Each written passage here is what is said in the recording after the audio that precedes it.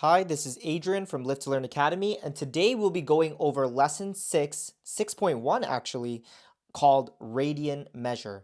Now, for those of you guys who are new to this channel, we post videos like this daily from Monday to Friday going over the Nelson Advanced Functions textbook. So if you're somebody who needs tutoring, feel free to click the link in our description. It'll take you to our website and you can speak with one of our tutors right away. But without further ado, let's get straight into it.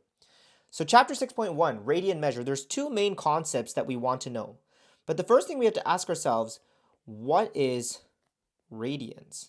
What is a radian, right? So in grade 11 functions, what you guys used to do in trigonometry is you would do everything in the unit called degrees.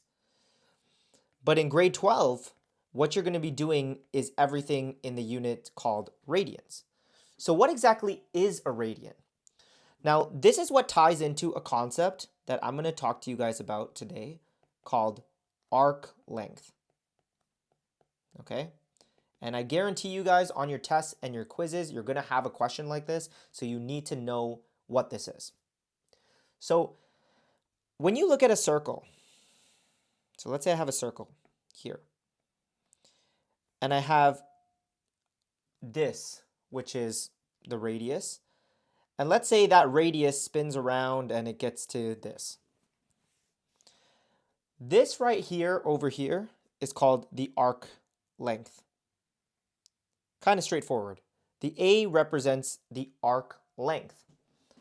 Now, if this theta is going to represent your radians, okay? This is going to represent your radians. So theta is kind of like degrees, but it's called radians. And the way we refer to it is by using this arc length formula and this arc length diagram. If theta is 1 radian, then the arc length would have to be equal to the radius of the actual circle. So this is an important concept. If theta is 1 radian, the arc length would equal the radius of the circle. Now there's a specific formula for arc length that we're going to go through. How do we find the arc length? Like, what if it's not a radian? Well, the formula for arc length is the arc length is equal to the radius of the circle times theta. This would be the formula for arc length. Now, obviously, we can write this formula in 3 different ways. Arc length equals radius times the theta. We can also write it as r is equal to a over theta, or we can also write it as theta is equal to a over r. Now, these are all the same, but they're just different variations of the same equation. But you guys know how to do that.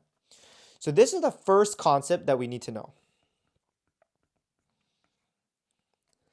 The second concept we need to know in this chapter is how to convert from degrees to radians. So you'll be tested on your ability to convert from degrees to radians. Now the way you do that is through this formula. You're going to multiply by pi over 180 when you want to go from degrees to radians. But whenever you want to go back from radians to degrees, you're going to multiply by 180 over pi.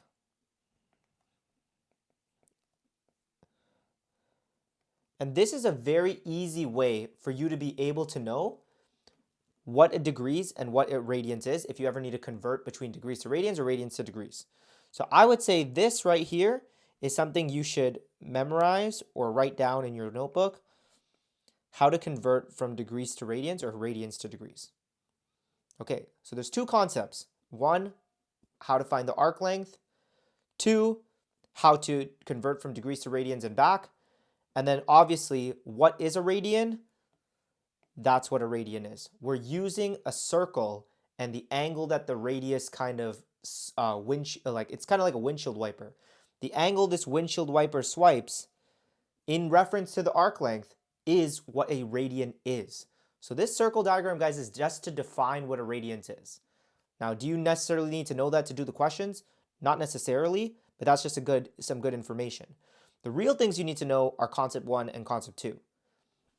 So let's go over a couple example questions from concept 1. So let's say it says the central angle. So let's say like this. Determine. This is from the textbook. The arc length. Determine the arc length of a circle with a radius of 8 centimeters if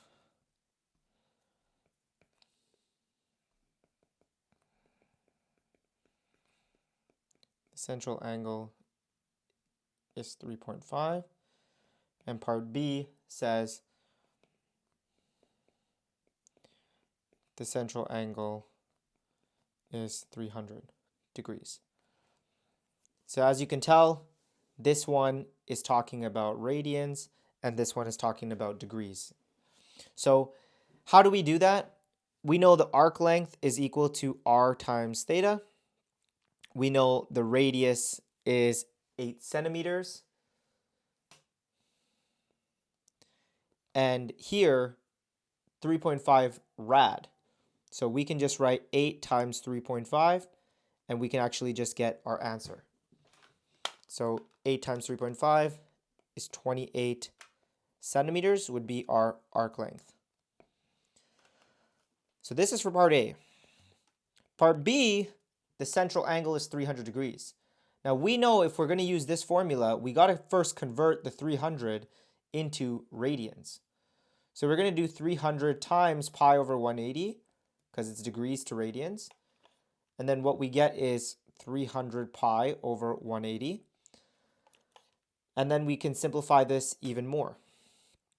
So if we divide by 60, we'll get 5 pi over 3. So now the arc length is going to be 8 times 5 pi over 3. The arc length is 40 pi over 3. So the only difference here is we actually had to convert the degrees to radians. Okay, let's look at another couple examples for concept 2. So concept 2 is really just converting. So for example, if we had 90 degrees, how do we turn that into radians? What we would do is 90 times pi over 180, which is 90 pi over 180, which gives us pi over 2. And that's your answer. Okay, what if we wanted to convert radians to degrees? Let's try a radians to degrees conversion. We have 2 pi over 3. If we want to convert this to degrees, what we have to do is 2 pi over 3 times 180 over pi. And what ends up happening when you do that, the pi's cancel out. You get 360 over 3, which is 120 degrees. So notice the example 2, we're converting degrees to radians. Example 3, we're converting radians to degrees. Anytime you're doing these radian measures, you're going to see a lot of this pi involved into it, right? If you see the degree, it's really just going to be a number. If you see the radian, it usually has a pi. Now in this case, 3.5 rad, they might just say 3.5 rad without the pi. You can also see it like that. So rad, radians, same kind of deal. So hopefully this lesson made a lot of sense to you guys. There's really 2 concepts you need to know. The first one being arc length, the second one being converting from degrees to radians and radians back to degrees using this. So hope that video meant a lot to you guys. If you found it helpful, drop a like, drop a thumbs up, comment on the video if you guys have any questions, and I'll see you guys in the next video.